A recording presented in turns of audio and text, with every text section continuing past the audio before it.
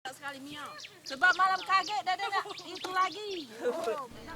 Harga cabai merah keriting di sejumlah pasar tradisional di Kota Palembang sejak awal 2017 masih melonjak tinggi, hingga menyentuh harga Rp100.000 per kilogram. Masih tingginya harga cabai saat ini disebabkan oleh beberapa faktor.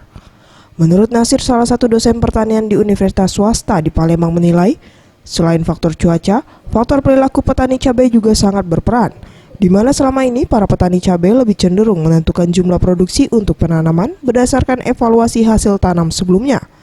Seperti contohnya, jika harga jual cabai sebelumnya rendah di tingkat petani, maka petani cabai akan memilih untuk mengurangi jumlah produksi cabai di tahun berikutnya.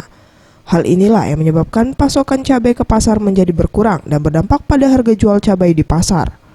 Selama ini kan petani kita itu dalam melakukan kegiatan aktivitas produksi ini melihat di masa lalu. Katakanlah misalnya pada tahun kemarin kita tahu harga cabai itu cukup rendah, maka kemudian di tahun ini mereka biasanya itu menahan untuk melakukan produksi karena mungkin mereka sudah mengalami kerugian di masa lalu atau mungkin mereka memprediksi bahwa tahun ini harga cabai itu rendah.